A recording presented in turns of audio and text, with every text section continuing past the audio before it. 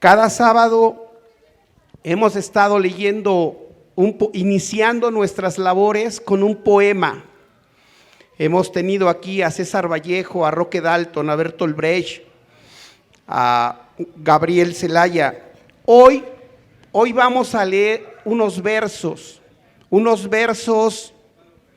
de un poeta mexicano que como persona lo podemos juzgar y decir que fue detestable, apoyó la dictadura de Victoriano Huerta, pero no podemos negar su poesía y su arte. Vamos a leer hoy un poema que escribió Salvador Díaz Mirón y que se llama Los Parias.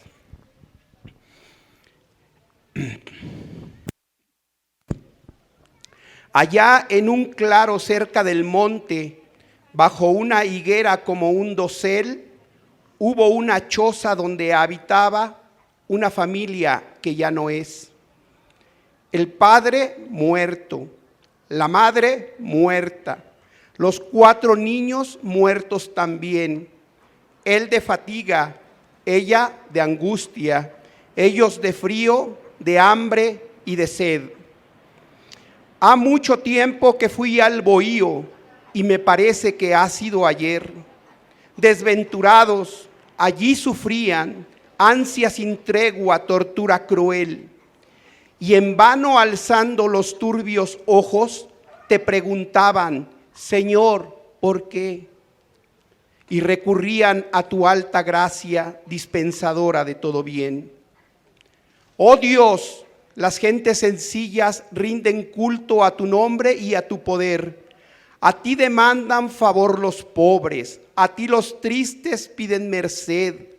Mas como el ruego resulta inútil, pienso que un día, pronto tal vez, no habrá miserias que se arrodillen, no habrá dolores que tengan fe. Rota la brida, tenaz la fusta, libre el espacio, ¿qué hará el corcel? La inopia vive sin un halago, sin un consuelo, sin un placer, sobre los fangos y los abrojos en que revuelca su desnudez. Cría querubes para el presidio y serafines para el burdel. El proletario levanta el muro, practica el túnel, mueve el taller, cultiva el campo, calienta el horno, paga el tributo, carga el broquel. Y en la batalla sangrienta y grande, blandiendo el hierro por patria o rey, enseña al prócer con noble orgullo cómo se cumple con el deber. Mas, ¿ay qué logra con su heroísmo? ¿Cuál es el premio, cuál su laurel? El desdichado recoge ortigas y apura el cáliz hasta la hez. Leproso, mustio, deforme, airado, soporta apenas la dura ley. Y cuando pasa sin ver al cielo, la tierra tiembla bajo sus pies. Salvador Díaz Mirón. Buenos días a todas las compañeras, a todos los compañeros. Me voy a parar porque me gusta más caminar que estar aquí sentado.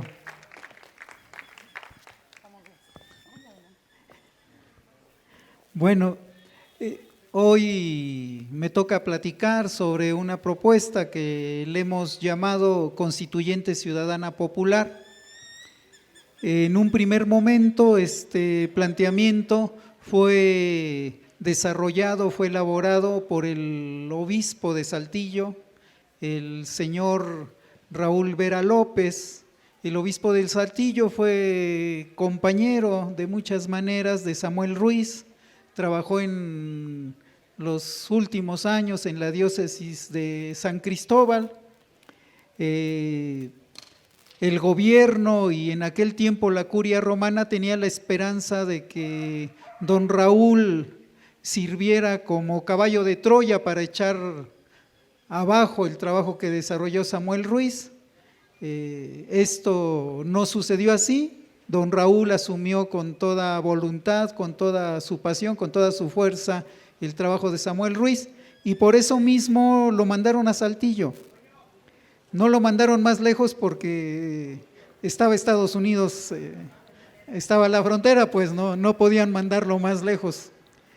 Entonces, él elaboró esta propuesta que hemos venido discutiendo desde hace poco más de un año entre diversos grupos, que hoy creemos está cobrando fuerza en todo el país. Voy a dar algunos pormenores muy rápido sobre el origen de la propuesta. Entre fines de 2011 y noviembre de 2014 sesionó en México el capítulo del Tribunal Permanente de los Pueblos. Este Tribunal Permanente de los Pueblos, que trabajó aquí por 3 años, un poco más, es una derivación del Tribunal Russell, del tribunal que juzgó a partir de 1966 los crímenes de guerra de Estados Unidos en Vietnam. Ese tribunal ha desarrollado sesiones en diversos países, particularmente hizo un juicio a las dictaduras del Cono Sur, a los criminales que en las guerras de Centroamérica cometieron diversos atentados de lesa humanidad contra la población.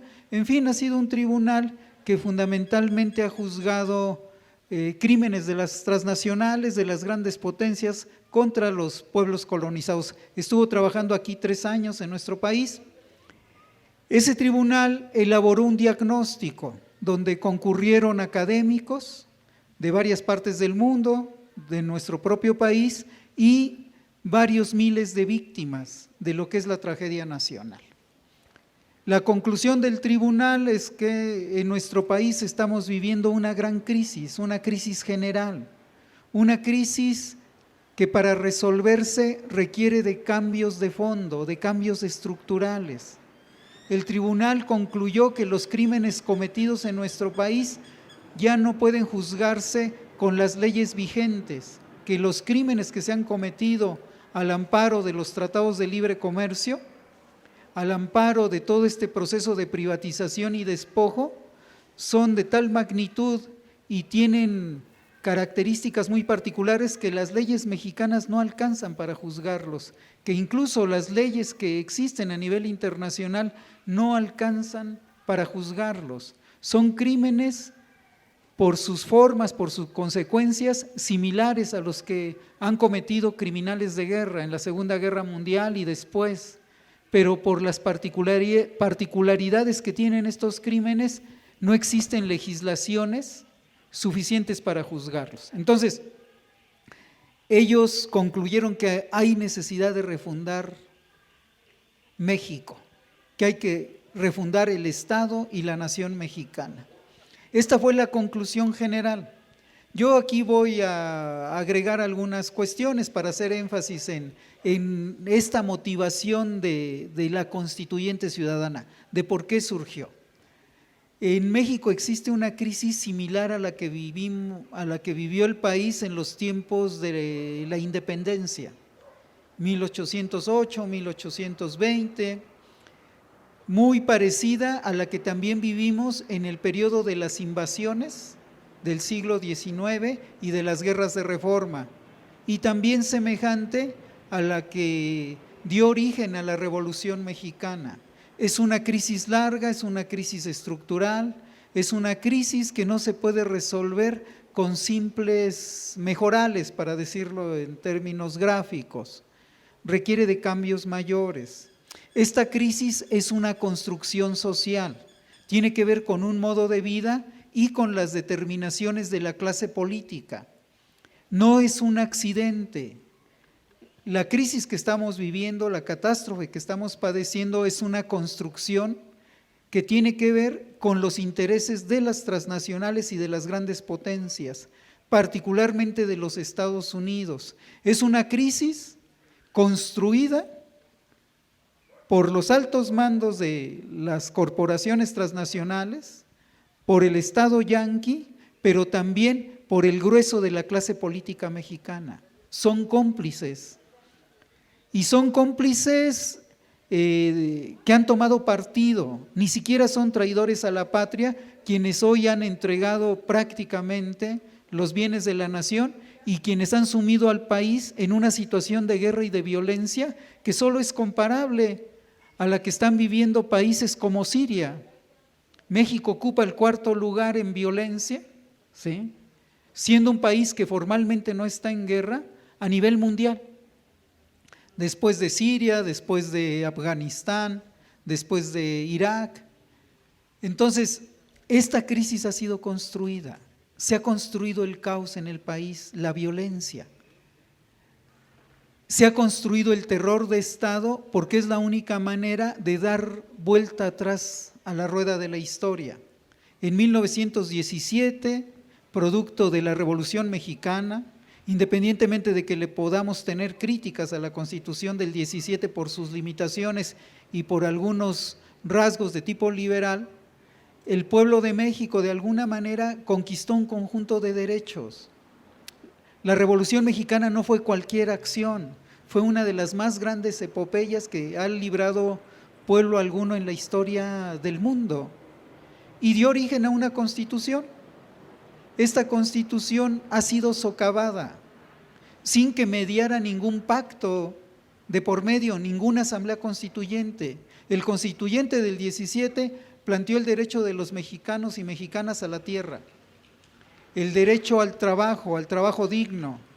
Planteó también el derecho de la nación a regular, a ponerle límites a la propiedad privada, particularmente a los monopolios, a la gran propiedad privada. La Constitución de 1917, como expresión de ese movimiento de masas y como síntesis de la historia de resistencia de nuestro pueblo, también planteó el derecho a la educación y planteó un conjunto de normas constitucionales que tienen que ver con los derechos laborales y los derechos sociales, donde el Estado tenía que ser tutor y garante de estos derechos sociales. Todo esto se fue a la basura. Todo esto no existe. Todo esto lo echaron abajo sin que mediara ningún proceso parecido al que dio origen a la Revolución Mexicana, sin que mediara ninguna discusión nacional. Ellos cada vez que toman posesión de cualquier cosa, juran una y otra vez defender la Constitución y una y otra vez la han echado abajo. La Constitución mexicana tiene más de 600 reformas tras de sí. El grueso de estas reformas se llevaron a cabo en el periodo que llamamos neoliberal, de los tiempos de Miguel de la Madrid a nuestros días. Entonces, este sector, esta clase política es corresponsable del desastre que estamos viviendo. El desastre que estamos viviendo es una construcción, no es un accidente. Acabar con los derechos laborales, acabar con la posibilidad de que se reconozca la dignidad de nosotras y de nosotros como personas, la dignidad como mexicanos, tiene que ver con un plan mayor. Este plan prácticamente viene desde fines del siglo XVIII. Los Estados Unidos, cuando eran antes las 13 colonias, ya estaban discutiendo cómo llegaban hasta el Océano Pacífico y cómo se extendían a toda América. México era el puente, México ha sido el puente. México es el que más tratados de libre comercio ha firmado a beneficio de los Estados Unidos porque es un puente hacia el resto del continente, pero también es un puente hacia Asia. Si ustedes ven todo el sistema de carreteras, incluso si ustedes ven la invasión de 1847, incluso todos los tratados que después se dieron alrededor de la Mesilla, tenían que ver con la expansión del este estadounidense, de toda esta franja atlántica, tenían que ver con expansión para salir no solo al mar de manera inmediata, sino para salir al Pacífico. Y la forma más rápida para salir al Pacífico era este camino por el norte de nuestro país y que se ha extendido a los principales puertos, Lázaro Cárdenas, etcétera, etcétera. Entonces, hay un viejo plan para destruir al país. Incluso este plan se relanzó en el periodo de las guerras contra la intervención francesa. El propio Benito Juárez y los liberales discutieron la posibilidad de fraccionar al país, discutieron la posibilidad de entregar una franja del norte y la franja esta que conocemos como Istmo de Tehuantepec. Fueron los tratados MacLean-Ocampo, y ustedes por ahí buscan en las historias. Entonces, este es un viejo plan imperial por desaparecernos. Lo que hoy está en proceso es la desaparición del Estado mexicano, de la nación mexicana. Eso es lo que está en proceso. El caos que se está generando en el país es deliberado, es una construcción. El Estado fallido es una construcción, no es un accidente. Ellos han construido lo que se conoce como Estado fallido. Es la misma estrategia que están aplicando en Pakistán, por ejemplo. Desestructuran el territorio, desestructuran a las clases nacionales, particularmente a las clases trabajadoras, y dentro de las clases trabajadoras no solo hablamos de obreros, de campesinos, de indígenas, que es nuestra raíz fundamental en el caso de las mexicanas y los mexicanos, también estamos hablando de la desarticulación de toda la planta productiva y de sectores pequeños y medianos de la propia burguesía. Ellos han desarticulado la base de reproducción de las clases nacionales, porque ellos en realidad son clases antinacionales. La alta burocracia política, los grandes empresarios, 33 familias que representan a 33 grupos empresariales, están ligados con las empresas extranjeras. Ellos no son mexicanos, son de alguna u otra manera la herencia del viejo colonialismo. No son mexicanos, ni siquiera son traidores a la patria. Su patria no es esta, no ha sido desde hace mucho tiempo y hoy menos. Entonces, toda esta guerra contra el narcotráfico es la pura simulación. Ellos son quienes administran el narcotráfico, quien lavan el dinero del narcotráfico. En la expectativa baja, según sus cuentas, los giros negros dejan 60,000 millones de dólares cada año. En la evaluación alta deja 120,000. No pueden traer ustedes 120,000 millones de dólares en maletas. ¿Quién lava el dinero del narcotráfico y la delincuencia? Los grandes banqueros. Toda la oligarquía, desde Slim hasta el señor Televisa, todos ellos son corresponsables de un sistema económico criminal. El sistema económico en nuestro país es criminal, igual que el sistema económico a nivel mundial. El capitalismo devino en una economía criminal, no solo porque está ligada a todos los giros negros, que es la prostitución, el tráfico de personas, de órganos, el contrabando, etcétera, etcétera. No solo por eso, sino porque el capitalismo ha construido una economía que está destruyendo la posibilidad de la vida. Está destruyendo la posibilidad de la reproducción biológica, no solo de los seres humanos, de toda la vida. Entonces, estamos frente a una crisis mayor. Para garantizar siquiera algunos derechos mínimos, básicos, que tienen que ver con la dignidad de las personas, se necesitan cambios económicos mayores. No solo es la lucha contra la corrupción es solamente lo que llaman los filósofos un epifenómeno, es una manifestación, la más visible, de la putrefacción de un sistema, pero este no es el problema central. El problema central no es la corrupción de los funcionarios y los empresarios, ni siquiera que los funcionarios ganen tanto dinero y se roben tanto dinero. Ese no es el problema. El problema tiene que ver, en primer lugar, con las relaciones de coloniaje que existen de México hacia Estados Unidos en particular. Somos una colonia de los Estados Unidos. Hoy eso es más claro. Muchas veces la izquierda había dicho que ya habíamos salido de esta condición. Lo que ha venido sucediendo con los tratados de libre comercio ilustra que México está en una situación colonial. México es un protectorado. Esta clase política, los altos mandos del ejército y de la policía están al servicio del Estado yanqui. Están al servicio del Estado yanqui. México no es un país independiente, es un protectorado. Entonces, para poder empezar a revertir la situación de miseria, de desastre, el primer paso es redefinir las relaciones entre México y potencias como los Estados Unidos. Tenemos que recuperar la soberanía sobre nuestros bienes humanos y naturales. Tenemos que recuperar la rectoría sobre las grandes empresas, las empresas estratégicas, que son creación nuestra. Durante 500 años han dicho que los mexicanos somos flojos, desorganizados, que no hacemos nada, pero han tragado y han vivido en el lujo a partir de nuestro trabajo. No solo la burguesía mexicana, no solo la oligarquía, muchos de los países extranjeros que gozan de riqueza, etcétera, etcétera, tiene que ver con lo que saquearon aquí, con lo que saquearon en todo el continente, con lo que saquearon en África y en Asia. La riqueza de ellos es la miseria de nosotros. Entonces, tenemos que frenar el drenaje de recursos hacia el extranjero. Esta es una condición básica. La otra, el Estado mexicano no puede estar sirviendo a una minoría, a un grupito. El Estado mexicano es un espacio público que ha sido pervertido, que ha sido secuestrado, que ha sido tomado por una minoría.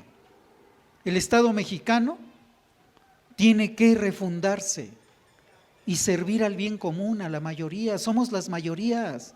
¿Quiénes somos las mayorías en este país? Las mujeres. Las mujeres, en primer lugar, son más del 50% de la población y su condición en un país semicolonial, colonizado, es desastrosa. ¿Quiénes son las mayorías? Las y los indígenas. Las y los indígenas mestizos, porque no somos mestizos en el aire por nuestra apariencia física. O sea, es un término principalmente racial. Nosotros somos indígenas mestizos, aunque estemos algunos descoloridos o tengamos ojos de color, somos indígenas mestizos. Esta es nuestra raíz. Y en una crisis como la que estamos viviendo, ¿hacia dónde podemos ver? Tenemos que ver hacia nosotros. Nadie nos va a resolver esto. Y tenemos que romper con todas las tradiciones racistas y sexistas. ¿Quiénes son mayorías? Los jóvenes, los y las jóvenes. ¿Quiénes son mayorías? Las clases trabajadoras, los pequeños productores. Estas somos las mayorías nacionales. Entonces, el Estado tiene que responder a nuestros intereses. Yo voy a tratar de concluir. La propuesta de constituyente ciudadana tiene dos aspectos formales que tienen que ver con una intencionalidad política. No podemos revertir el desastre si no lo sacamos del gobierno. Si no lo sacamos del gobierno, no podemos revertir el desastre. Y no se trata de ver a quién se pone de manera particular, de lo que se trata es qué proyecto va a asumir este gobierno y cómo este gobierno es un gobierno desde abajo, desde el pueblo. Porque con estos gobiernos, quitando a los personajes que ocupan estos gobiernos podridos, quien llegue ahí se pudre, es lo mismo. Esto ha pasado una y otra vez. Tenemos el ejemplo del PRD. Surge como una gran movilización de la izquierda, pero no cambió nada. Se encaramaron en los puestos y hoy son tan corruptos como los priistas.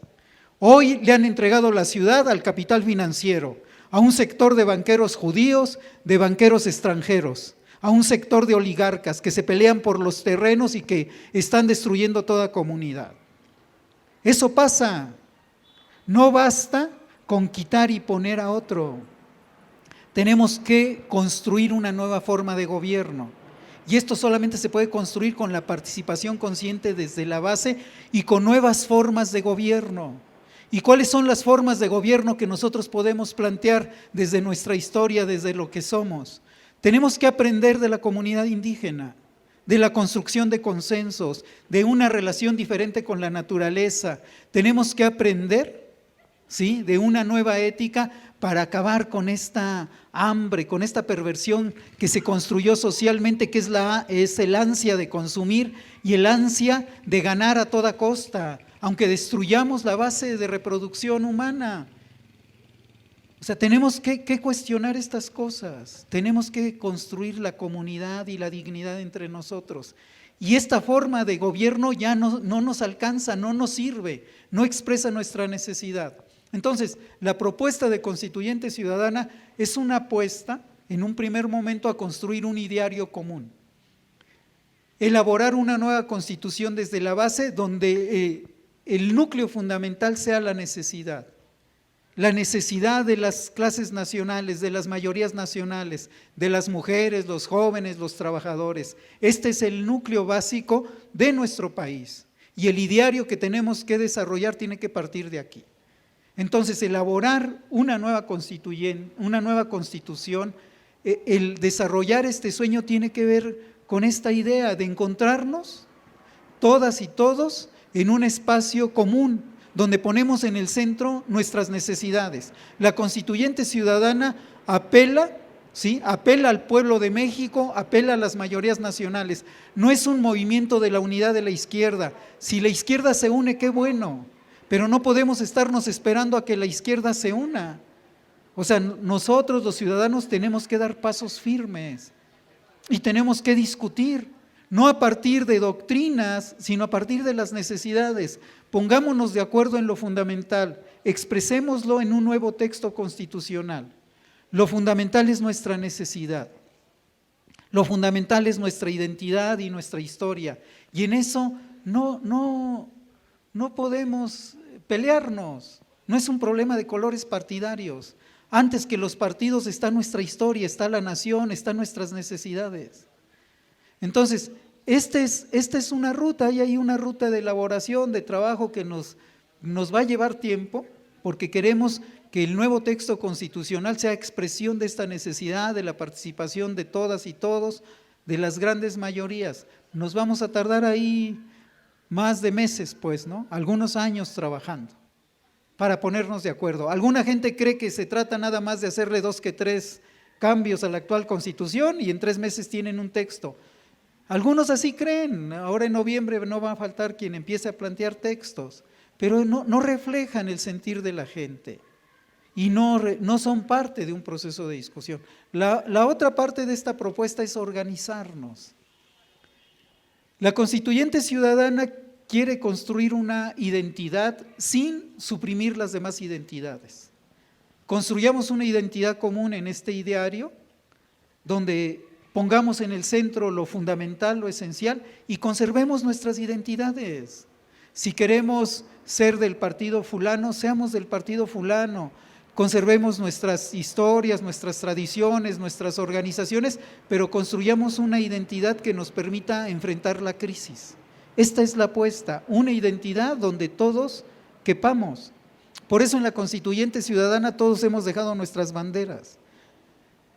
No participan los partidos políticos, aunque hay personas que son de partidos políticos. No llegan grupos con su bandera ahí, tenemos una sola bandera, que es la bandera de México, la bandera de la Constituyente. Tenemos un proceso de construcción de organización, formalmente presentamos este proyecto el 5 de febrero pasado, hace unos cuantos meses.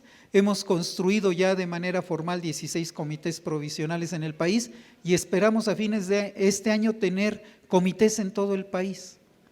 El 4 de noviembre vamos a hacer un anuncio de lucha público en un acto que pensamos va a congregar a miles de personas en Chiapas. Vamos a hacer un pronunciamiento planteando la necesidad de un gran acuerdo nacional desde el pueblo, no desde las oligarquías políticas, desde el pueblo. Si alguna gente de las oligarquías políticas quiere participar en él, va a tener que bajarse y echar a caminar con el pueblo.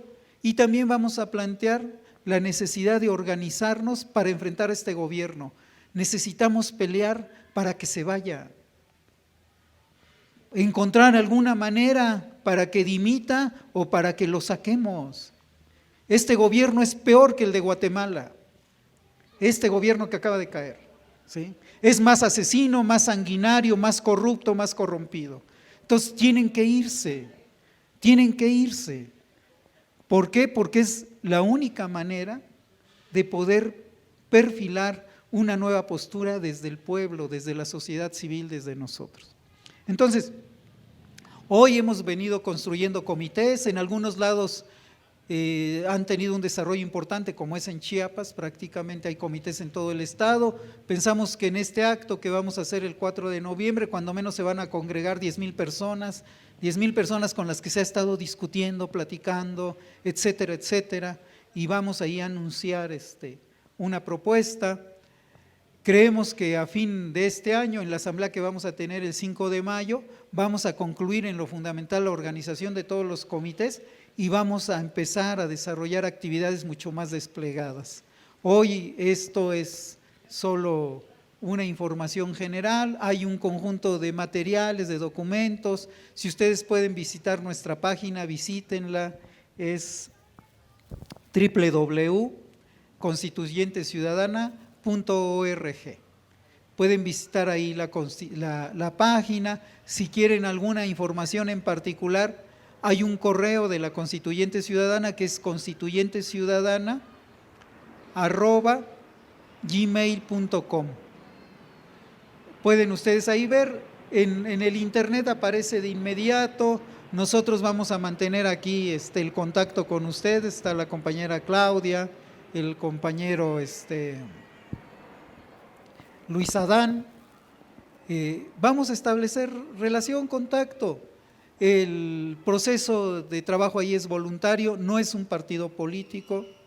Aspiramos a construir una nueva ética ciudadana, una nueva ética como personas. Ponemos en el centro el tema de la dignidad, ponemos en el centro el tema de nuestra liberación como países, como personas, porque creemos que no tenemos mucho tiempo y que tenemos que discutir estos proyectos. Puede haber más propuestas, pero tenemos que encarar la crisis que estamos viviendo de frente, pues no con la cabeza abajo, pues gacha, pues.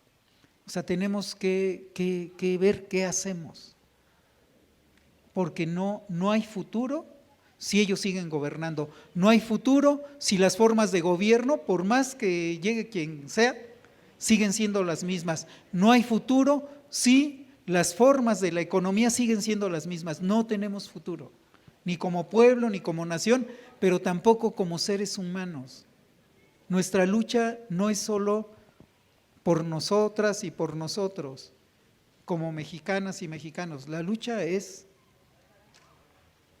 por la humanidad en esta crisis, porque es una crisis mundial. Entonces, también nosotros estamos avanzando con nuestros hermanos en Estados Unidos. La nación mexicana no se agota en el río Bravo. Hay 35, 40 millones, ¿sí?, de mujeres y hombres que están allá. Hay también una gran cantidad de mesoamericanos, de latinoamericanos, y también hay gente honesta del otro lado. Los necesitamos para liberar a México, para refundar nuestro país. Entonces, nuestra estrategia es una estrategia desplegada, muy amplia. Participan de alguna u otra manera apoyando organizaciones sociales, sindicatos, compañeros de la teología de la liberación, las comunidades eclesiales de base, intelectuales, etcétera, etcétera. Una parte de lo que ha sido la resistencia en nuestro país. Entonces, estamos nosotros, a pesar del desastre, entusiasmados. Creemos que en estas situaciones de crisis es donde podemos gestar las grandes transformaciones y recuperar ese sentido histórico que nos viene de estas resistencias indígenas, populares, obreras, de la sociedad civil, ciudadanas, que es la que nos puede permitir alumbrar el futuro. Es esta, nosotros creemos, la alternativa, organizarnos desde la sociedad civil y plantear nuevas formas de participación en la lucha por echarlos fuera y construir un gobierno desde la base, un nuevo gobierno, una nueva forma de convivencia entre nosotras y nosotros. Muchas gracias.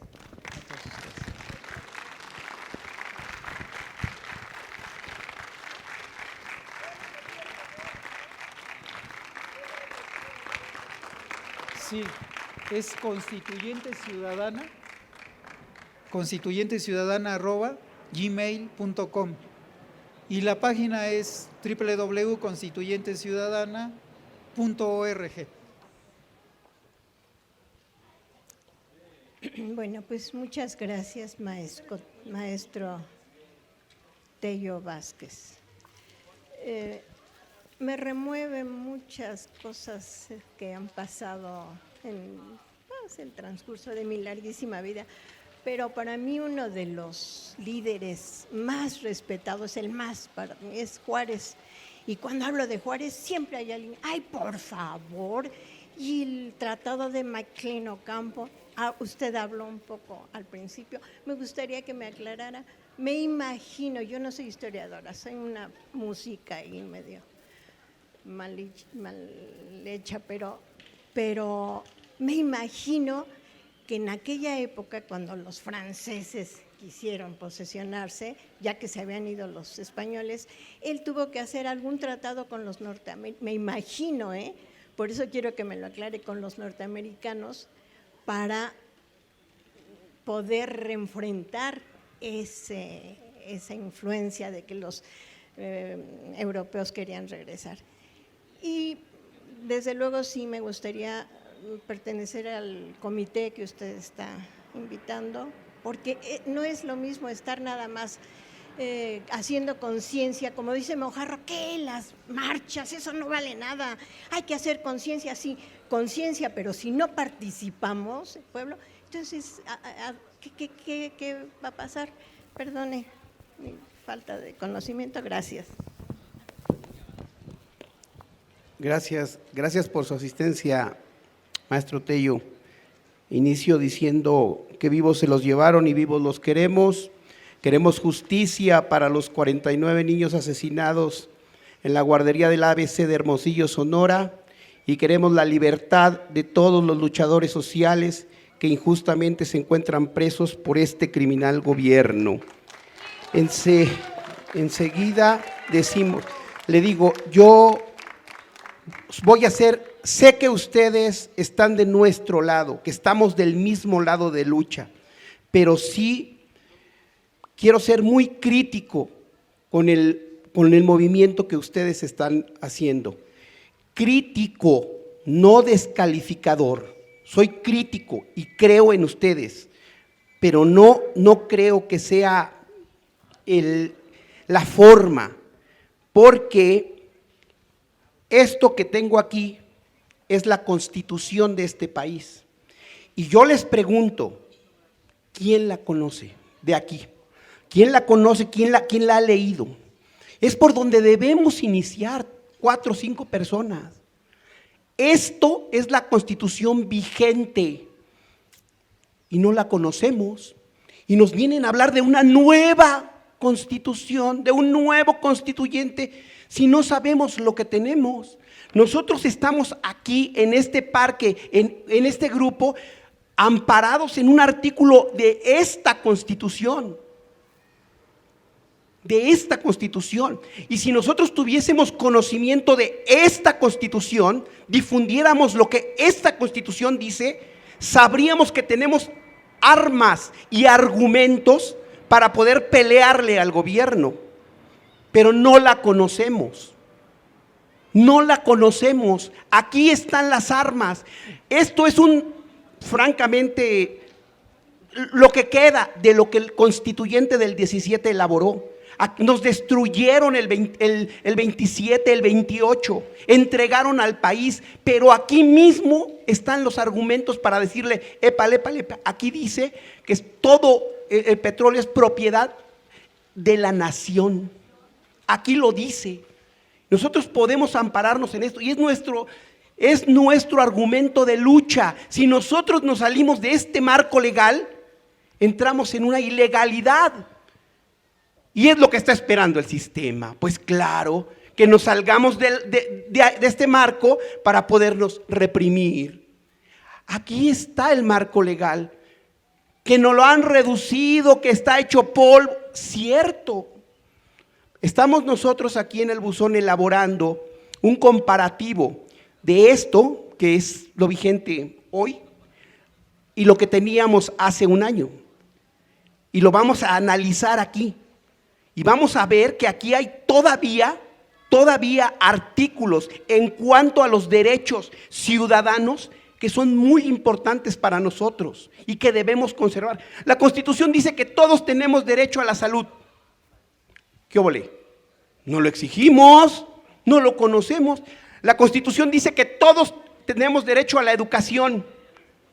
¿Y en qué? Gratuita. ¿Y en qué condiciones?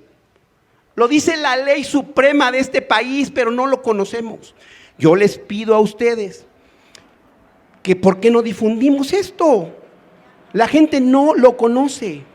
Nosotros aquí trabajamos en base a la transformación de la conciencia de la gente, porque lo primero que queremos que hagan las personas es pensar.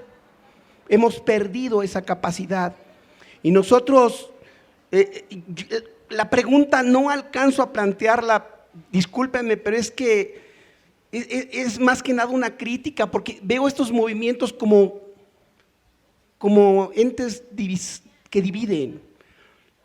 En Sudamérica, los países nos han demostrado que utilizando las elecciones pudieron cambiar los sistemas de gobierno. Se puede hacer. Lo hizo Brasil, lo hizo Ecuador, lo hizo Bolivia. Aquí nos ha venido a decir el embajador Mancilla, todo estaba entregado en Bolivia, todo, el gas, el petróleo, el agua, todo. Y lo pudieron revertir, ¿en base a qué? A unas elecciones.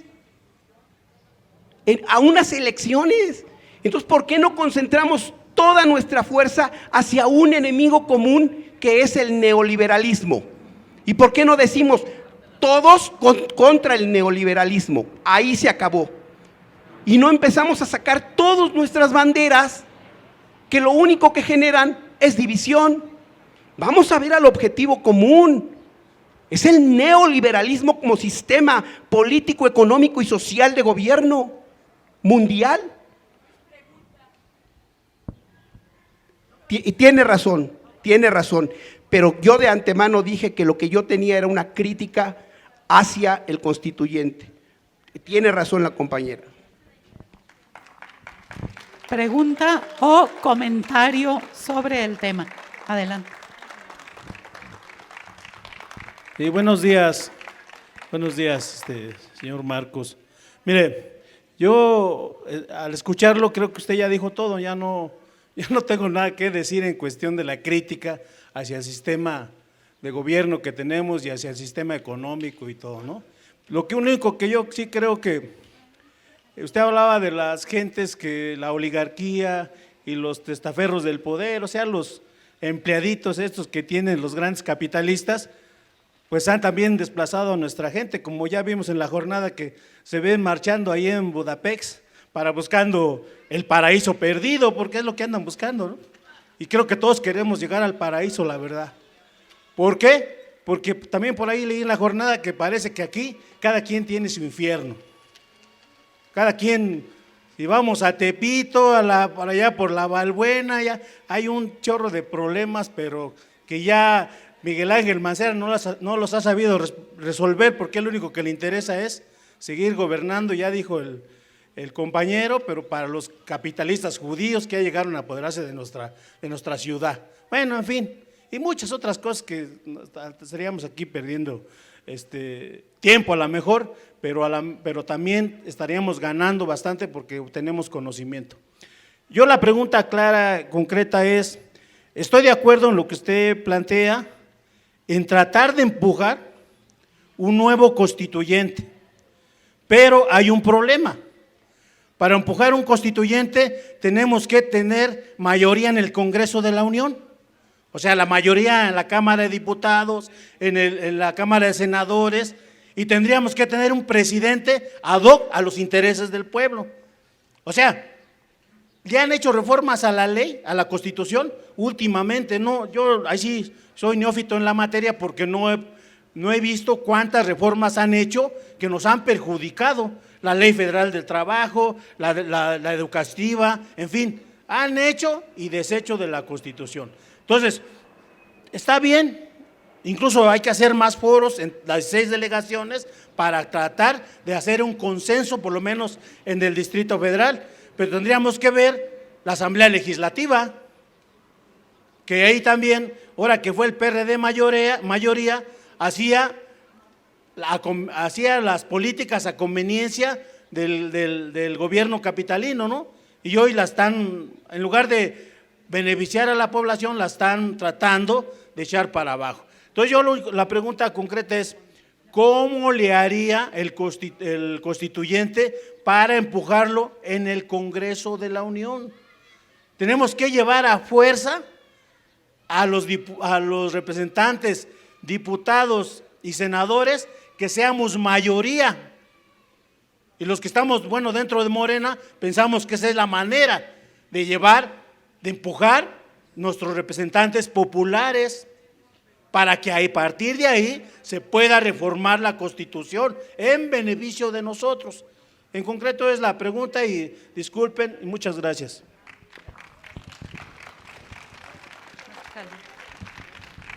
Buenas tardes, señor Tello. Muchas gracias por venir. Mi primera pregunta es, ¿cuánto tiempo, a grosso modo, tardaría aquí en México la nueva Constitución? Y la segunda es, ¿qué tanto influyó el presidente Clinton para que estemos como estamos en cuanto al narcotráfico y a Colombia? Y eso es todo.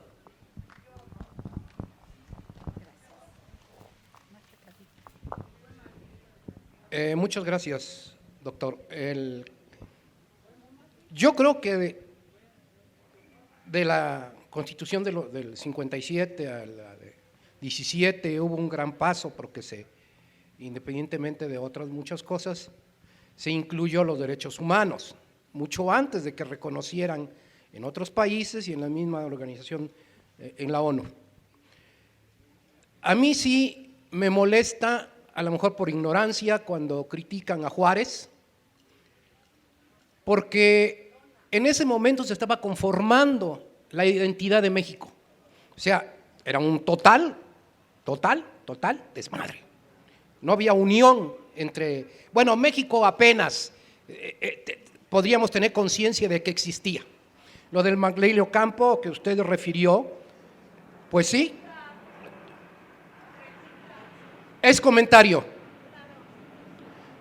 Entonces, para preguntas sería, bueno, me voy por el comentario, porque definitivamente hay que conocer parte de la historia, porque Melchor Ocampo parece que negoció sabiamente con los gringos, pues para nada más dar el tránsito, bueno, a perpetuidad, pero era como una defensa hacia los franceses, porque los franceses estaban poniendo el pie aquí, sí, pero independientemente de que también muchos critican la batalla del 5 de mayo, bueno, fue una batalla simbólica, ganamos, bueno, fue una batalla, no la guerra, bla, bla, bla. Pero con el amigo Julio no estoy muy de acuerdo, porque sí se necesita cambiar esta Constitución, definitivamente, pero si la gente no vota para tener en el Congreso la mayoría, no vamos a lograrlo, incluyendo con lo de que estoy de acuerdo, que se debe de modificar, porque son 700 modificaciones a la Constitución, o 600, 700 modificaciones a la Constitución. Pero ¿a beneficio de quién? Esa es la pregunta. Sí se ha modificado, pero ¿a beneficio de quién? Lo vimos cuando estábamos ahí en el Senado. Es posible que también tengamos nosotros cierta responsabilidad, donde ustedes también no deberían de fallar, es la conciencia en la gente, porque si se está lejos de la gran mayoría, aunque le llamen ahora populus, aunque le llamen ahí populista, joder, esto es para el pueblo, y si el pueblo es populista, pues somos populistas. Pero no me gustaría, porque tiene usted razón, a este país lo quieren dividir en 3 partes, que somos un protectorado. Desgraciadamente hemos caído ahí. ¿Por qué? Por la falta de conciencia de los ciudadanos. Nosotros tenemos la culpa. Sabemos lo que otros quieren. Vean nada más el fracaso del sistema capitalista cuando causa horror. No la fotografía del niño que ahora se hizo muy popular, que se ahogó desgraciadamente, pero ¿cuántos se han ahogado? No lo sabemos. Sin embargo, lo masivo de esas migraciones hacia Europa, y uno dice, son árabes, ¿por qué no le piden asilo a los árabes? ¿Por qué? Porque es parte de esa oligarquía que usted precisamente nos señaló, de las empresas transnacionales. Y no es que esté uno necesariamente contra el capital en la inversión, y yo he dicho, bueno, vienen e invierten $1 y se llevan 4, carajo, algo está mal, porque lo que estamos exportando es pobreza. Y así me podría ir uno por uno de los rangos de la economía. Entonces, yo sí apoyo una nueva constitución, pero sí debemos llegar a la gente, porque si no llegamos al Congreso, pues, ya ven, estamos en el despeñadero. Se los dijimos, estamos en el despeñadero. Ahora bonos para la educación. Entonces, ¿de qué se trata? De desaparecernos. En el mundo sobramos 6,000 millones de gentes para el 1%. Sobramos 6,000 millones. Entonces, hay que despertar, no hay que sobrar, hay que sumar. Entonces, yo sí quisiera que hiciera un collage así de todo lo que dije. No tengo preguntas porque sé mucho de historia. Gracias.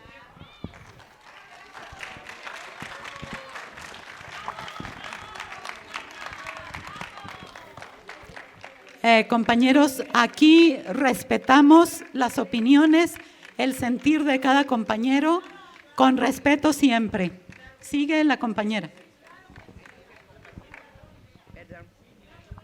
A ver si puedo porque tengo mucha tos. Pero bueno, yo siento que lo importante del nuevo constituyente que se está planteando es rescatar, sí, la esencia social de la Constitución. Los artículos que han sido violados, no los anteriores, porque la mayor parte de los artículos de la Constitución fueron violados desde el inicio de la propia Constitución. Los otros son fascistas. Pero la esencia del constituyente sí es importante rescatarlas en este nuevo constituyente, que obviamente todos y todas lo sabemos. El artículo que determinaba la gratuidad, la obligación y la laicidad de la educación. También el artículo 27, 28 y el artículo de la reforma de la Ley Federal del Trabajo y toda esta esencia real del constituyente que se le escaparon a los fascistas desde Carranza. Eso es lo importante que yo sugiero que se dé en el constituyente, este rescate social. Lo demás se tiene que construir a través de la fuerza y la conciencia del pueblo. Y sobre todo, rescatar, porque estamos un poco confundidos, ¿no? Entonces, rescatar los conceptos. Somos pueblo, no somos sociedad civil. Cada uno de nosotros somos pueblo y a nosotros nos están confundiendo con este concepto. Es la lucha de los derechos humanos, sí, pero es atrás y sobre todo la lucha de clases. Lo que estamos viendo es una lucha de clases, es el asesinato del pueblo. Yo quisiera saber si en un momento dado ha sido violada o violado al burgués, ¿no? Porque ahora son transnacionales, pero no dejan de ser burgueses. No dejan de ser explotadores y asesinos del pueblo. Yo creo que hay que rescatar este concepto a través del constituyente.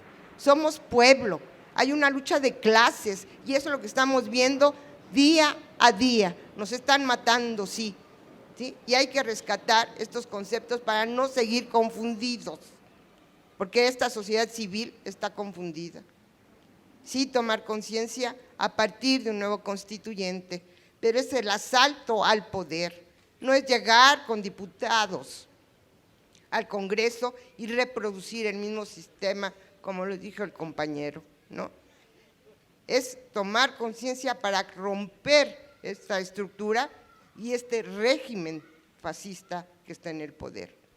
No es que lleguen diputados nuevos, es el asalto de nosotros como pueblo en la toma del Congreso. Sí, muchas gracias.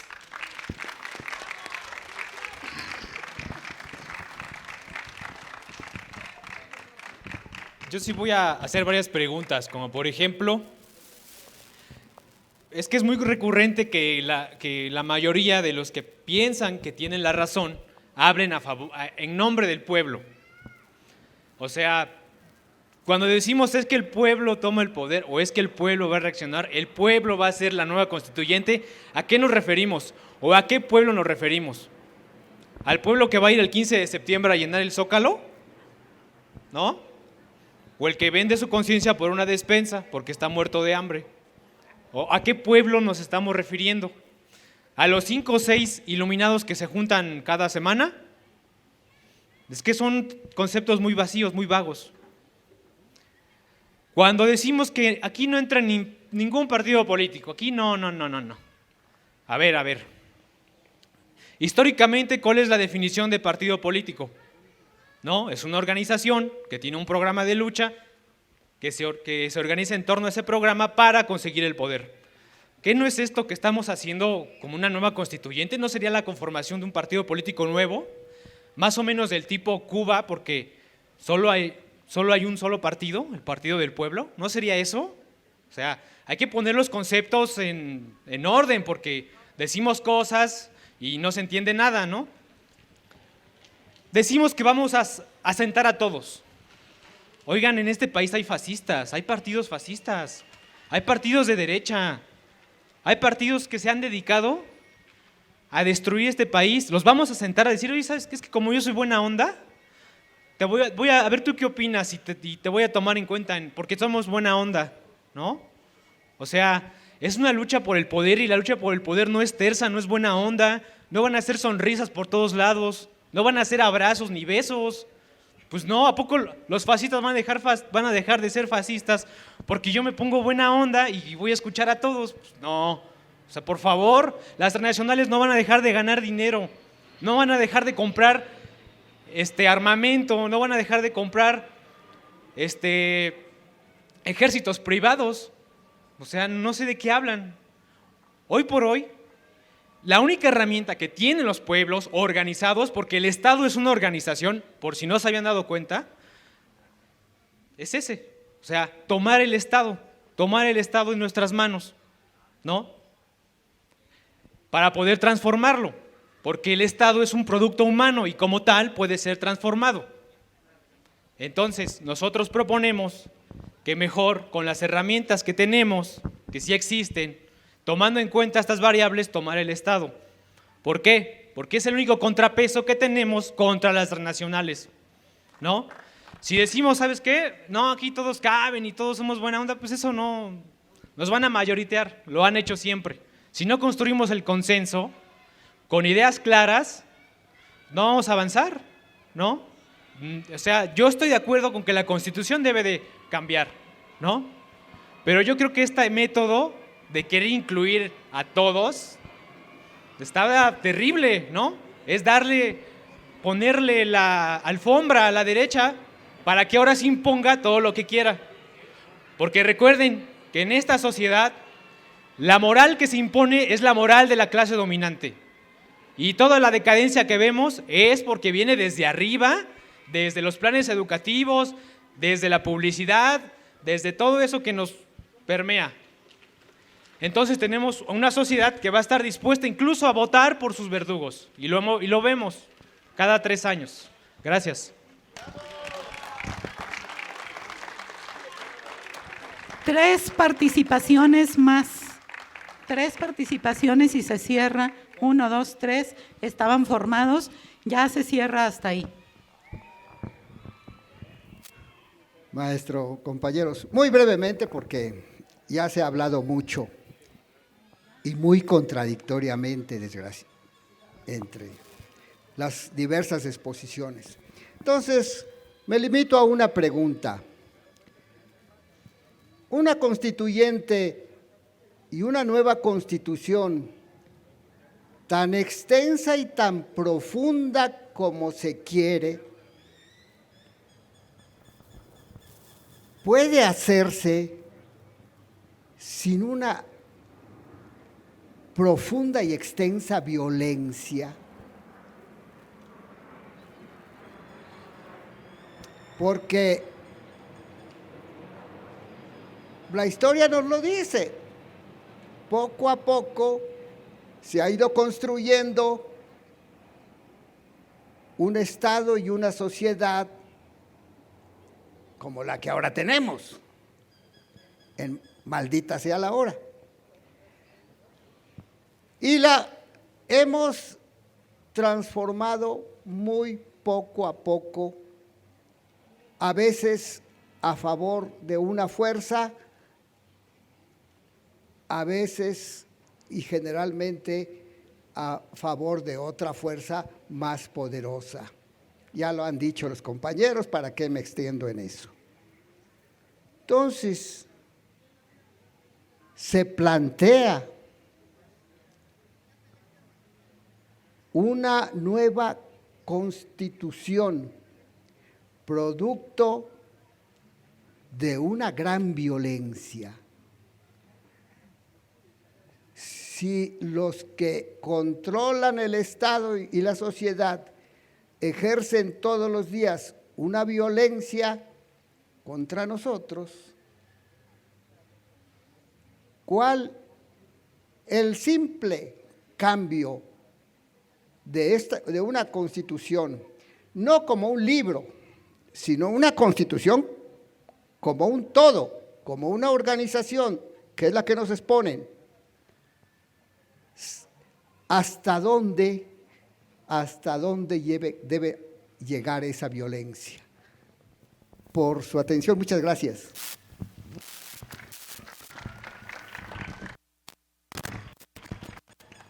Sí.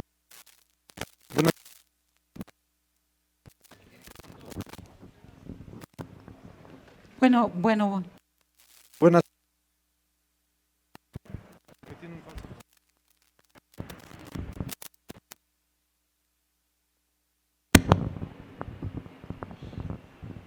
Sí, bueno, primeramente buenas tardes a todos. Empiezo por un comentario. Primeramente los felicito a todos ustedes, al licenciado que está aquí presente, porque en este país no es fácil hacer un evento como este en una plaza pública, requiere de un trabajo y más que ustedes ya tienen tiempo. Yo soy de Gustavo Amadero, no soy de aquí de la delegación, pero yo ya leí los principales documentos de la propuesta de los compañeros en la página de internet y yo asumo esa propuesta. Vengo de yo tengo una trayectoria de toda mi vida, desde los 70s empecé a participar como estudiante, después me formé en el Partido Mexicano de los Trabajadores, que algunos de ustedes conocerían, después fui fundador del PRD y allí estuve todo el tiempo hasta 2001. Ahora mucha gente que conozco está en Morena. Yo asumí también el proyecto de Morena, pero con la convocatoria que hubo en la elección de los candidatos a diputados y todos los candidatos en la primera elección de Morena, pues me di cuenta que es lo mismo, ¿no? Con todo respeto, y yo tengo familiares en Morena y yo respeto a quienes sí creen todavía en los partidos políticos, a quienes sí creen que todavía con este sistema de partidos y electoral que tenemos todavía es posible cambiar. Yo los respeto, pero también que nos respeten a los que no creemos eso, ¿verdad? Yo creo que aquí es una cuestión de respeto, de ir encontrando formas de construir, de sumar, no de dividirnos. No por el hecho de que aquí se diga que no caben los partidos políticos, no por eso estamos en contra de los partidos. Yo ya leí los documentos de los compañeros y ahí claramente se respeta a quienes sí votan o no votan. Claramente se dice que el problema no es votar o votar, el problema es organizarse y yo asumo esa propuesta. Entonces, desde ese punto de vista, yo tengo una pregunta para el compañero. A mí me interesa y creo que el gran problema de la izquierda y de las organizaciones sociales es el cómo.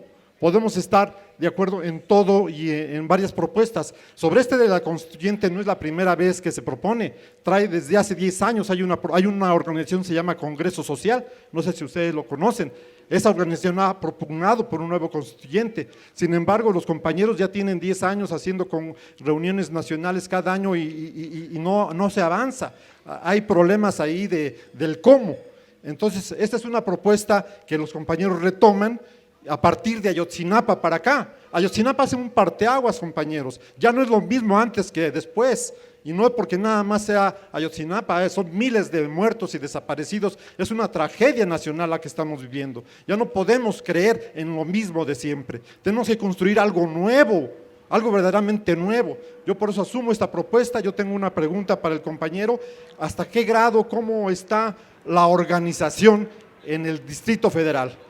Yo vi la página de internet y vi algunos videos y sé que está avanzando esta propuesta en muchas partes de la República. Pero nosotros somos del DF y aunque una de las propuestas del padre Vera es que hay que salir a las comunidades, bueno, yo en lo particular pues no tendría esa capacidad, hay quienes sí pueden ir, pero mi interés es cómo estamos en el Distrito Federal, cómo estamos en cada una de las delegaciones en cuanto a organización. Hace rato había una propuesta de que foros como este, discusiones como estas, reflexiones como estas se hicieran en cada una de las delegaciones. Yo he tenido experiencias de organización ahí en la delegación y la verdad, compañeros, no es fácil. Cada cabeza es un mundo, decía mi abuela, y creo que todos los compañeros que hemos participado aquí tenemos razón. Sin embargo, son diferencias que se pueden consensar. No son diferencias antagónicas, como se dice, no son diferencias que nos tengan que dividir ni destruir, son diferencias que se pueden consensar y esos consensos, eso son los que hay que construir. Entonces yo tengo esa pregunta y tengo una propuesta. Asumo y retomo la propuesta de que se hagan eventos para difundir esta propuesta del constituyente ciudadano en todas las delegaciones. Esa es la propuesta que yo tengo y me sumo a ese esfuerzo. Gracias, compañeros. Nosotros quisiéramos foros como este en cada colonia de cada delegación. Y sí es cierto, no es tan fácil. Gracias. Buenas tardes, maestro. Buenas tardes a todos. Usted mencionó que para realizar este constituyente habría que echar fuera al gobierno. Entonces, la pregunta siempre es ¿cómo? Aquí yo pienso que para tanto la propuesta del compañero Julio como para su propuesta del constituyente, necesitamos echar fuera al gobierno. ¿Cómo? Entonces, nosotros no somos Guatemala, no me gustaría que fuéramos así, pero por desgracia tenemos una masa apática con la cual no podemos. Esa masa está comprada por el PRI y se va a evidenciar en el 2018. Cómo siendo un partido tan odioso va a tener mayoría de gente. Entonces, ahí está el cómo vamos a enfrentar eso. Se me ocurre a mí una cosa, pues nosotros ya tenemos un partido que echamos a andar, y digo echamos porque yo participé en él, y es Morena. Y en él me atengo y lo que pienso es hacerlo crecer más grande. Y todos debemos de pensar en eso. Y no, yo pienso que ustedes también deberían adherirse a Morena y no dividirnos, como dijo el compañero. Entonces, es todo. Muchas gracias. Las cosas a su tiempo. Oigan, compañeros, se me pasó decirles que mientras están las preguntas, hacemos la colecta. Por ahí anda la compañera boteando. Eso es para carteles y volantes para hacer la difusión. Pasamos a la última participación.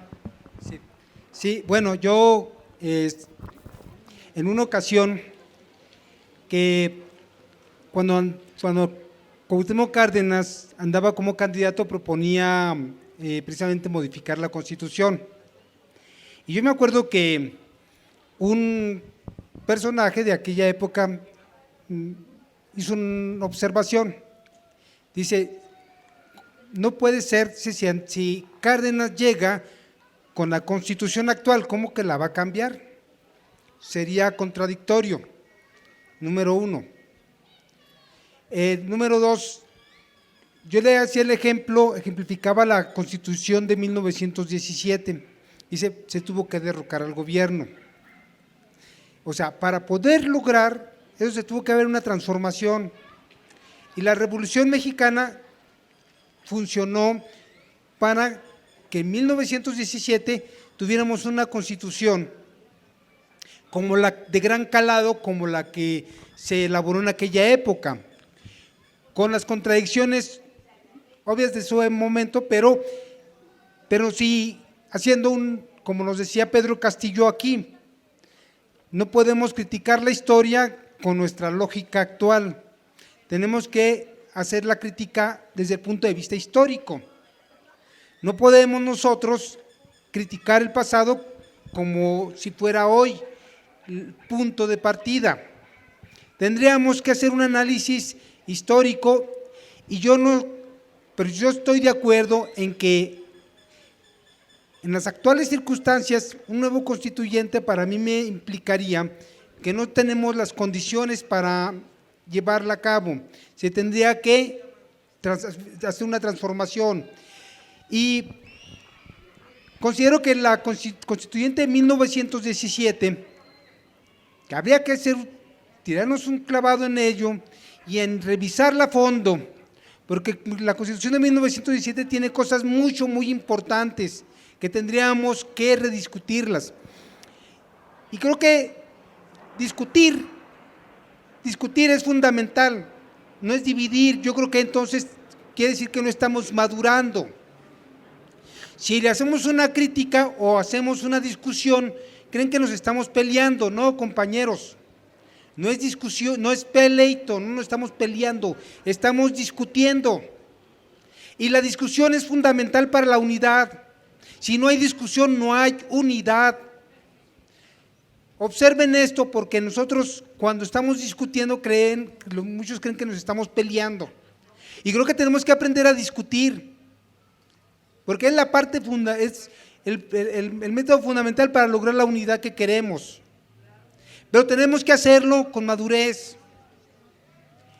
en aras de una unidad, y no es descalificando. Creo que aquí lo que principalmente queda ofrecer el respeto a los compañeros del nuevo constituyente, pero yo creo que es un esfuerzo muy importante. Podemos diferir en algunas cosas y considero que esas son los puntos que debemos de señalar y ponernos todos a discutir sobre ello, porque yo creo que es un problema que a todos nos involucra, estamos involucrados. No queremos este país ya, o sea, como está gobernado, el Estado, pues lo queremos transformar el Estado, pero queremos transformar el Estado, pero no va a ser solo con muchas intenciones, no solamente enojados.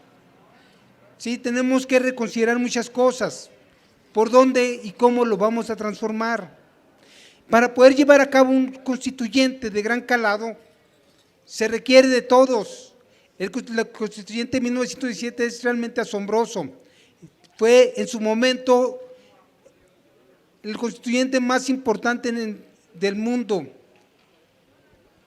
En el mundo fue el constituyente más importante en su momento. Yo creo que tenemos la capacidad para hacerlo, pero sin mover la estructura del Estado, sin mover nada, no creo yo que podamos lograrlo. Y también pues tenemos que ponernos de acuerdo y discutir a fondo cada uno de los articulados propuestos. No los conocemos. Gracias.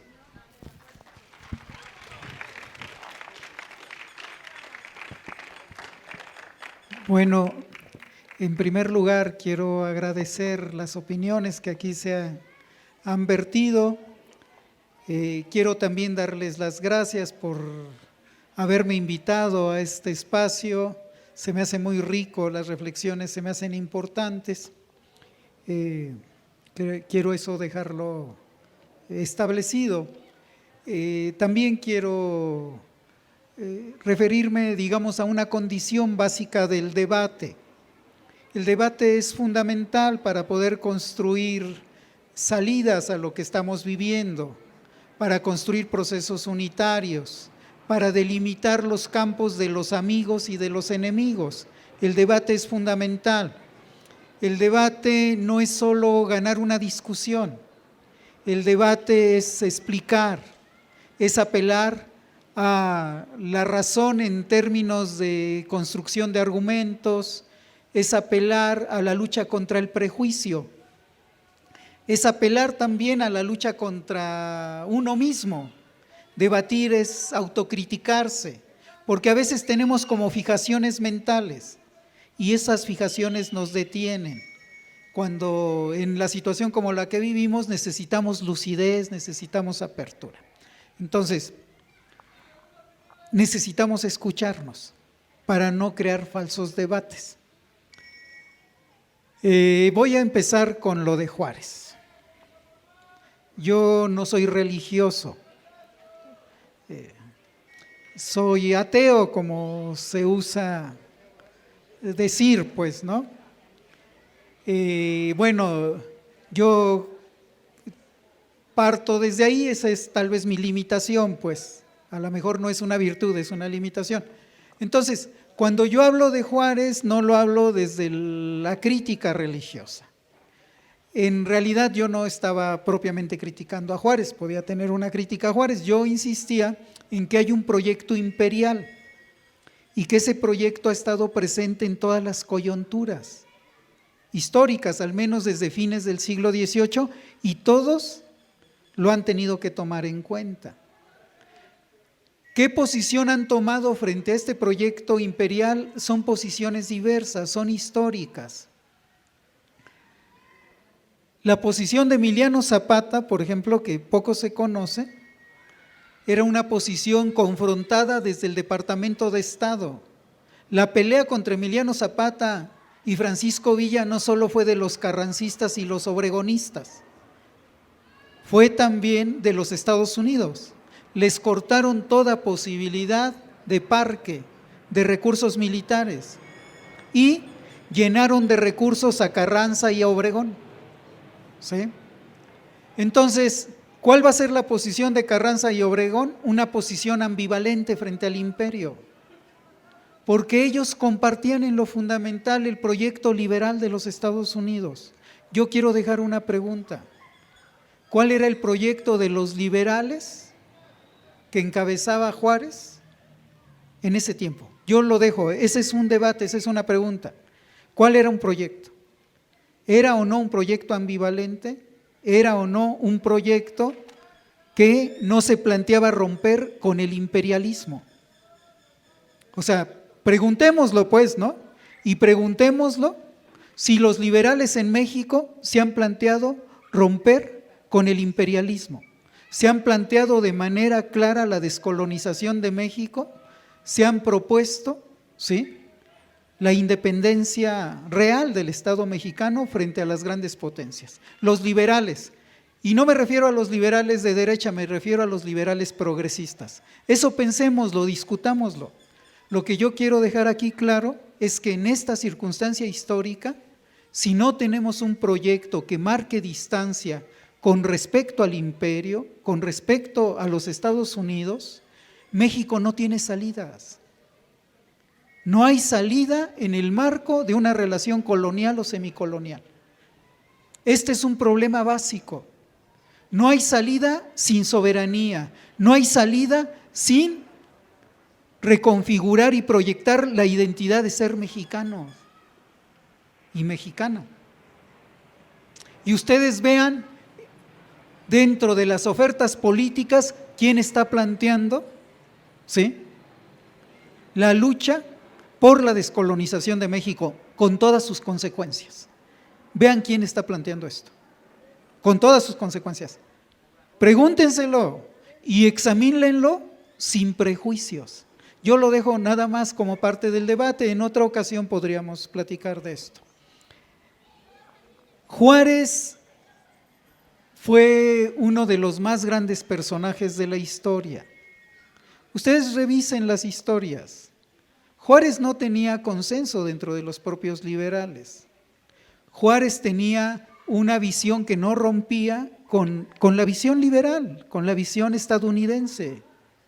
O sea, él compartía esta visión. A pesar de eso, él fue un gran estadista. Es el fundador del Estado mexicano. O sea, esto hay que reconocerlo. Y Juárez tenía un conjunto de posturas que yo les digo, ni siquiera eran coincidentes con el equipo de los liberales. Hay un mito alrededor de los liberales. O sea, si nos ponemos a estudiar con seriedad, vamos a ver que todos bombardearon a Juárez, hasta el nigromante, que era el más radical, Ignacio Ramírez. Y lo bombardeaban por 1000 cosas. Una de ellas, si ustedes leen con cuidado, era una crítica racista. Todos los blancos criticaban a Juárez, ¿sí? Porque Juárez tenía una característica, era liberal, pero no era de esta cepa criolla, ¿sí? El criollismo en México en la actualidad es una tara, es un estorbo, pues, el criollismo liberal. Y ustedes ubiquen a las diversas fuerzas, a los diversos personajes, dentro de qué posturas están.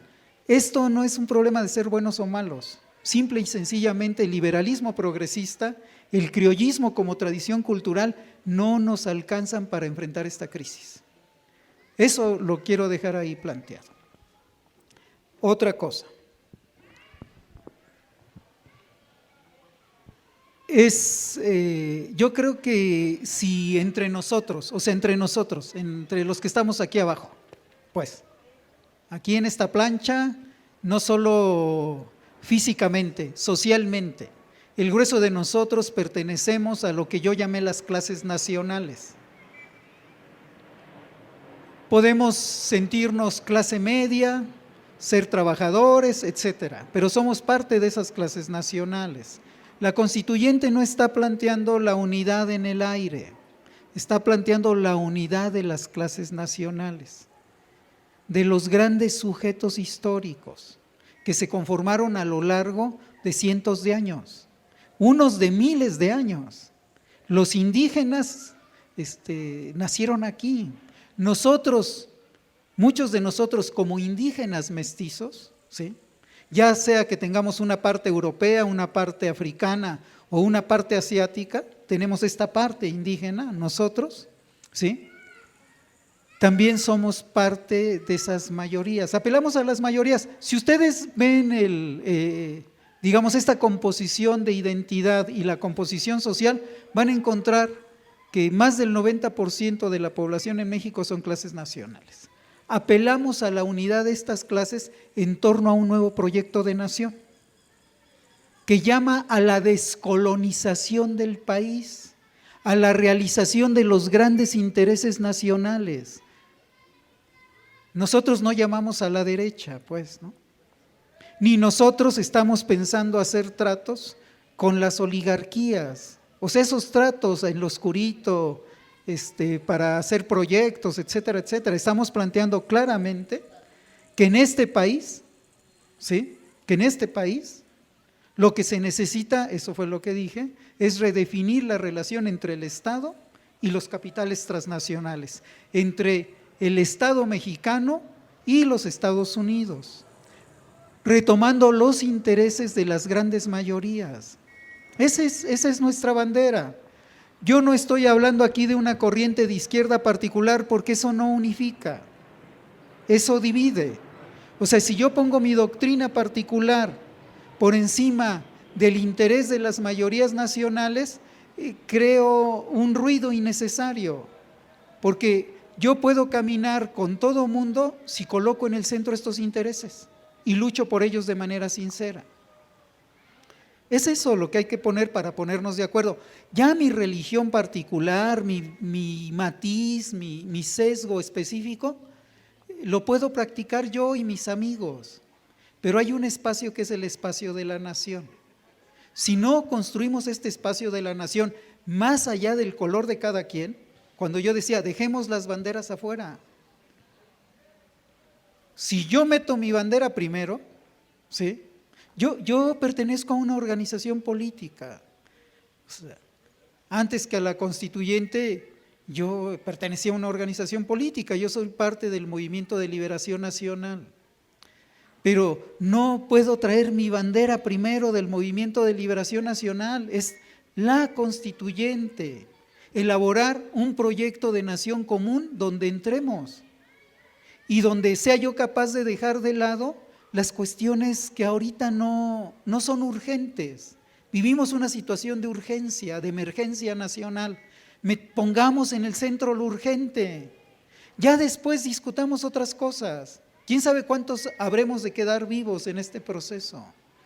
O sea, ¿para qué nos peleamos de antemano? ¿Sí? Pongamos en el centro lo fundamental. Yo les decía, no se trata de un personaje, se trata de un proyecto, que son más grandes que los personajes. Los personajes se mueren. Los personajes son personajes. Estamos hablando de la nación, de un proyecto de la nación. Y ahí nos podemos poner de acuerdo. A pesar de que cada cabeza es un mundo, estos mundos pueden confluir en algunos puntos. Confluyamos en esos puntos. Miren, yo podría regresarles la acusación de la división. ¿Por qué no decir que los partidos políticos son los que nos han dividido? Y no les voy a decir solo de los partidos institucionales. Yo estuve en una discusión de indígenas en Chiapas. Entonces, por ejemplo, ahí se paró alguien del PRD, que es de la izquierda del PRD, y dijo, hay que buscar la unidad de la izquierda de matriz marxista. Se paró un indígena y dijo,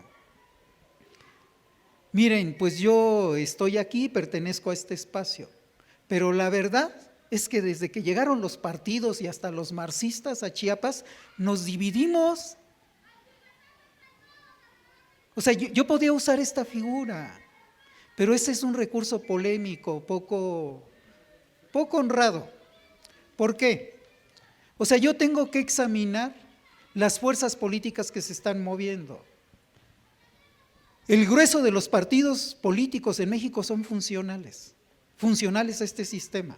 Es más, me atrevería a decir que por su estructura y sus procederes, todos son funcionales, son parte de este sistema de partidos. Pasamos de un partido de Estado a un sistema de partidos de Estado, viven todos del financiamiento y todos se estructuran de acuerdo a una cierta lógica, ¿sí? Pero tampoco esto los hace iguales. Yo reconozco un matiz en Morena, una diferencia, pero también reconozco, o sea, esta es mi perspectiva, esto puede ser polémico, que no tiene un proyecto para enfrentar esta crisis. O sea, sinceramente, cuando dice es que la lucha es contra la corrupción su principal representante y la lucha es, por bajar los salarios, etcétera, hay problemas que están de fondo, discutamos, o sea, no nos peleemos primero, veamos qué necesita el país para enfrentar la crisis, antes de pelearnos por banderías, y por ahí vamos a empezar a construir un acuerdo nacional. Veamos cómo llegaron al gobierno los partidos del sur o los movimientos del sur de este continente. No todos son iguales. Evo Morales llega como expresión de los movimientos sociales, no de los partidos. Se compró una cáscara de partido, los movimientos sociales se compraron una cáscara y jugaron, pero jugaron desde los movimientos sociales. ¿Y qué hubo para poder subir al gobierno? La rebelión del gas, la rebelión del agua. Hubo una insurgencia social que combinó lo electoral. Nosotros como constituyente no somos antielectorales, pero tampoco estamos en la lógica de jugar de cualquier manera en los procesos electorales, pues, o sea, no somos antielectorales. No triunfa, ¿sí?, una insurgencia electoral sin insurgencia social. Y ustedes revísenle. El FMLN no llegó al gobierno sin insurrección, ahí hubo una insurrección, años y años de guerra. El propio Lula no llegó, ¿sí?, sin un gran movimiento, sin un gran levantamiento social, que no solo era electoral, no solo es cuidando casillas, que luego ni siquiera alcanza el partido para cuidar las casillas, pues, ¿no? O sea, no es solo cuidando casillas y yendo a votar, no alcanza con eso. Yo no estoy en contra de eso, pero tiene que haber un levantamiento social, una insurgencia civil. Ustedes revisen el caso de Venezuela. ¿Cómo llega Chávez? Pues porque hay una insurgencia civil primero en el 89 con el Caracazo y después hay una insurrección militar. ¿Sí? ¿Cómo llega Correa? Con el levantamiento de los forajidos que les llamaban, o sea, todo ese levantamiento civil. Y después gana las elecciones en medio de un levantamiento civil. Y ustedes revisen así cada tramo, incluso lo más formal y lo más apegado a lo institucional, que es el caso de Uruguay. Pepe Mujica era tupamaro, era del ejército, era del Movimiento de Liberación Tupamara, pues, ¿no? Y no se explica el proceso de transformación en Uruguay sin el sacrificio de los tupamaros y sin su lucha, ¿sí? O sea, no se explica nada de esto sin estos procesos. Entonces, yo estoy de acuerdo con uno de los últimos compañeros, decía, ¿y esto es tan pacífico? ¿No hace falta meterle? Claro que hace falta meterle. O sea, claro que sí. El problema es cómo, ¿sí? Una primera cosa que tenemos que descartar, que no es con puros votos. O sea, no es con puros votos ni cuidando casillas, no es cierto, no se ha podido en México. Y yo estoy en contra, ¿sí?, de las opiniones que afirman que este pueblo es pasivo. Este pueblo en el 88 derrotó al PRI nada menos en las urnas, en su terreno en votaciones, en el terreno de la oligarquía. Yo te escuché, o sea, yo te escuché y voy a poner atención a lo que dijiste, ¿sí? Y yo creo que tenemos que escucharnos, pues, ¿no? Hoy me tocó a mí tener el micrófono, otro día no, ¿sí? Entonces, el pueblo derrotó ahí, pero era un levantamiento civil. ¿Cuántos muertos costó? 500, yo 600. Yo trabajaba en Michoacán mucho con los profesores michoacanos. ¿Qué pasó en Michoacán? Las masas neocardenistas y los maestros tomaron las patrullas, tomaron cuanta cosa y se brigadeaba desde esa acción de fuerza. Se tomaron las alcaldías. ¿Ustedes creen que se tomaron así nada más con el cuerpo inerme? La gente sacó sus armas. O sea, había un levantamiento, ¿sí? La dirección no tuvo capacidad, porque se necesita organizar, además de la lucha electoral, la resistencia civil y la desobediencia de a de veras. Y a veces se quiebran vidrios, y se queman patrullas, etcétera, y se toman alcaldías, y se toman con fusiles, pues, eso pasó en el 88, ¿sí? Por eso la masacre de perredistas. ¿Sí? Entonces, eso se tiene que organizar. Ustedes lean las historias. El mismo Cárdenas discutió la posibilidad de un alzamiento y un gobierno paralelo, pero no le entró, pues, ¿sí? Ustedes vean el 2006, de nueva cuenta, les ganamos, pues, ¿no? Porque unos fuimos a votar también, ¿sí? Pero la dirección del movimiento no tenía estos planes. O sea, seamos claros y sinceros. Y lo dijo el principal representante de ese movimiento. Era una catarsis el plantón de reforma, así lo dijo. O sea, no lo digo yo, lo dijo él. Entonces, pongámonos de acuerdo. O sea, podemos, ¿sí?, pensar en la posibilidad de derrotarlos a través de un alzamiento civil pacífico que combine procesos electorales y procesos de levantamiento social. Y no alcanzan los partidos, no alcanza un partido. Se tiene que construir un gran acuerdo nacional con todas las expresiones de la resistencia, porque el partido es muy limitado. Y bueno, yo estoy de acuerdo, yo he estudiado un poco esas cosas. O sea, el partido tiene una forma y tiene una posibilidad. El partido como tal, en esta circunstancia, no alcanza para una crisis como la mexicana. O sea, necesita movimiento social y necesita capacidad de articular alianzas que vayan más allá de la actividad puramente electoral, porque si no, lo que se plantea, a diferencia de lo que planteamos nosotros, es adhiérete, súmate, obedece, ¿sí? Y eso…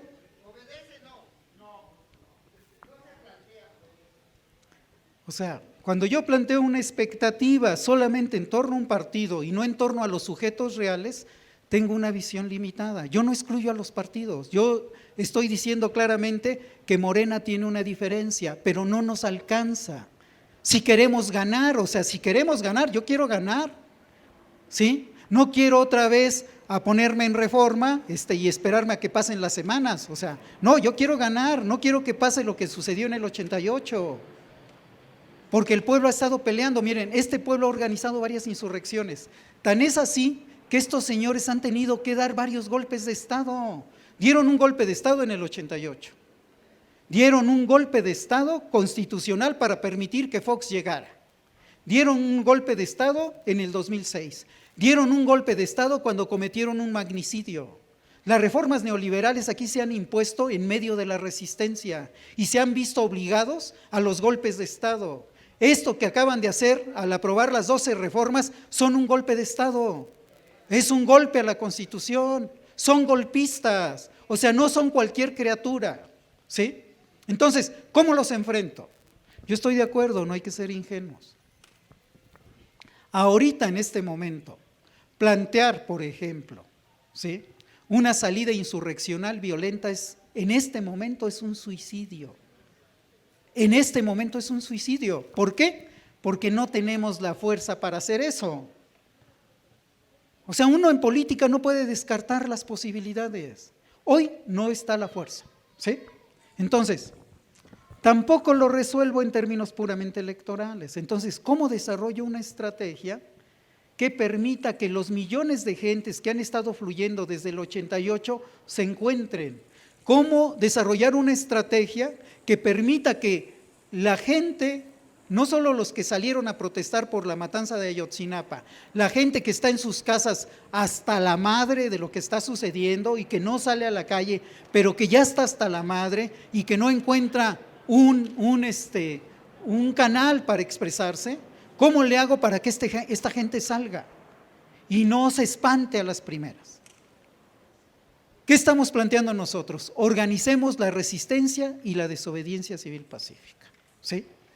Construyamos a partir de espacios ciudadanos, y este es nuestro papel. O sea, nosotros no somos gente, yo nunca he estado en un partido de esos institucionales, no es una virtud tampoco, pues, ¿no? Nada más digo desde qué lugar he estado, pues, ¿no?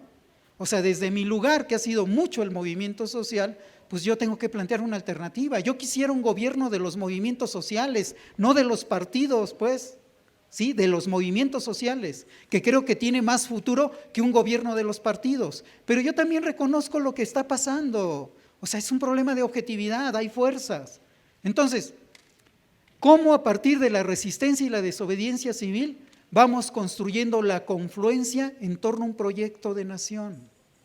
De nación, no de ocurrencias, ¿sí? De nación, discutamos de fondo. Cuando decimos, vayamos discutiendo los contenidos de la nueva Constitución, es parte de armar ese imaginario común. Ese es un paso para que yo pueda marchar hacia adelante con mucha gente. Esa todavía no es la Constitución que nos va a regir, ese es el sueño que nos va a mover. Nosotros estamos planteando construir el sueño que nos va a mover, ¿sí? Y en ese proceso, construir la unidad de todos estos actores, de ese sujeto que está fluyendo desde 1988 para no ir más lejos, ¿sí? Construyamos ese sujeto, pero ese sujeto no solo ha sido movimiento social, también ha sido movimiento electoral.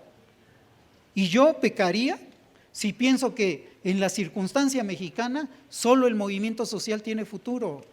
En la Constituyente Ciudadana, miren, no solo no participan los partidos como tales, no solo no participan ellos, también las direcciones del movimiento social no participan como tales, aunque apoyan en lo fundamental el proyecto.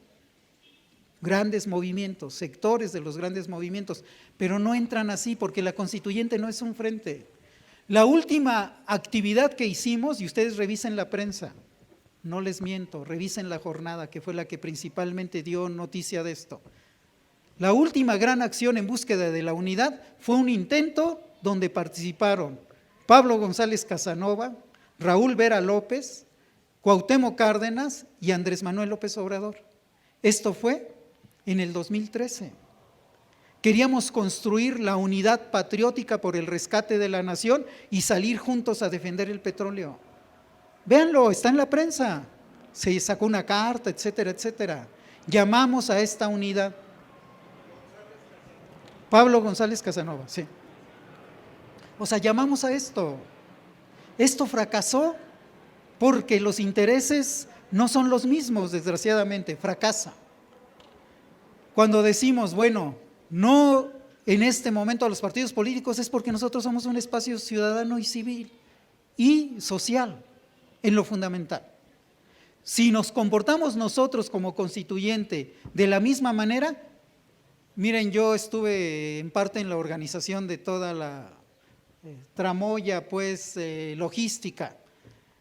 En la reunión del 3 de octubre de 2013, ahí en la Concanaco, pues tuvimos que poner un presidium tan grande y tan ancho, ¿sí?, para que cupieran todos menos los chuchos, ese era el acuerdo, todos menos los chuchos, ¿sí?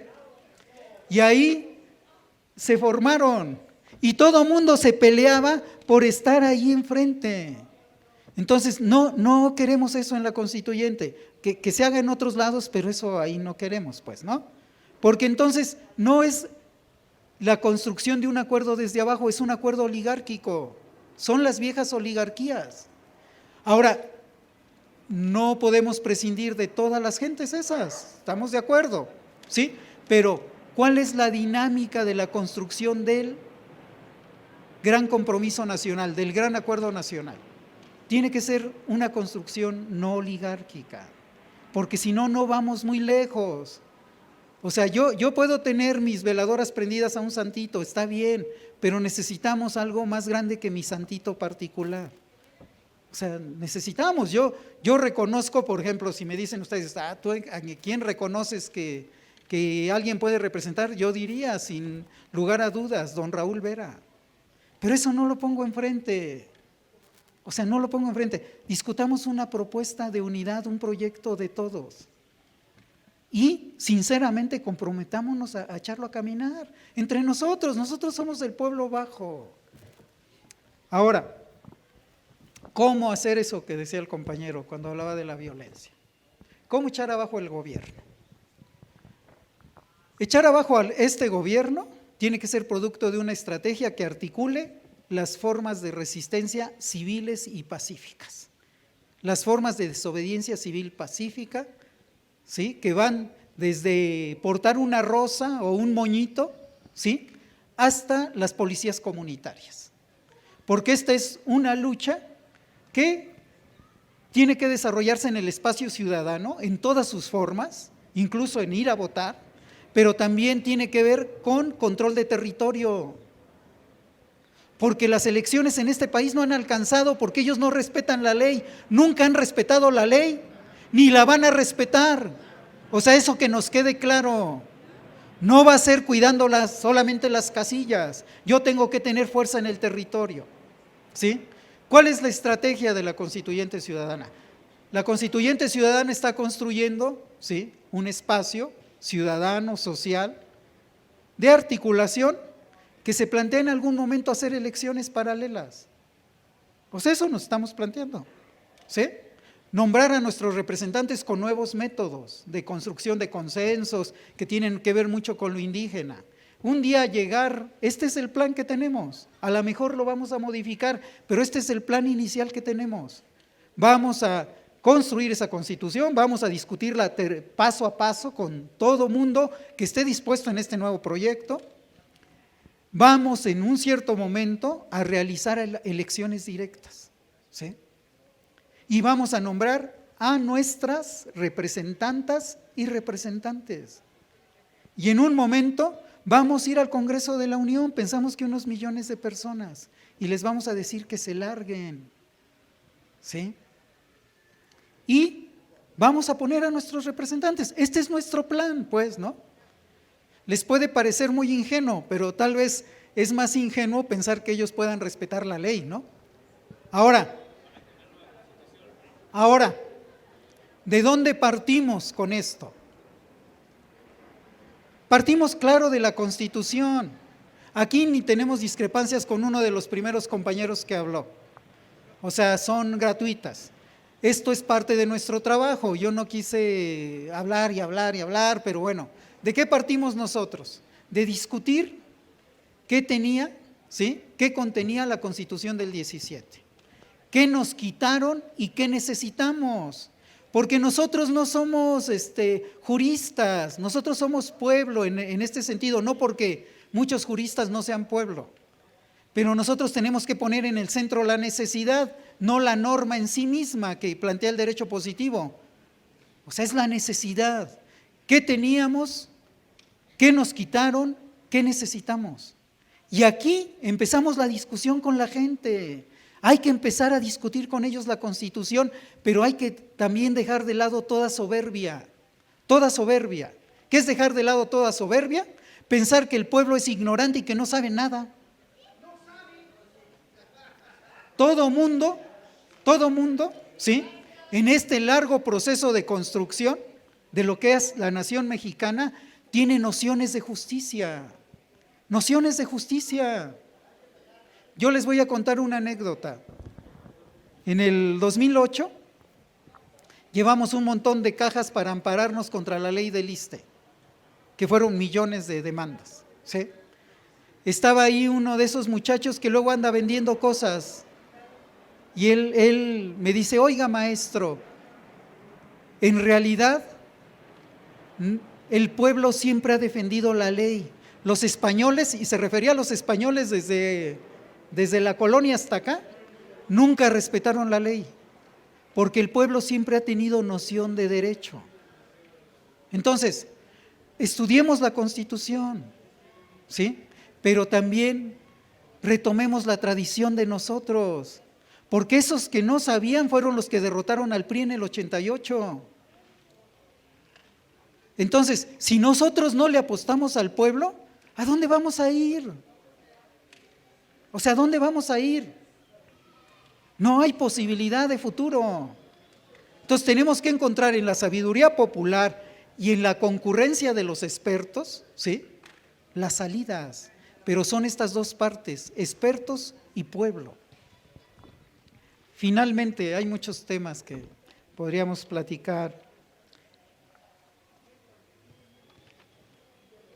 Nosotros creemos que es factible, a través de la organización de la resistencia y la desobediencia civil pacífica, neutralizar la capacidad represiva del Estado mexicano. Que es factible, ¿sí?, disolver su capacidad ofensiva en la medida que los quebremos éticamente, que los quebremos moralmente.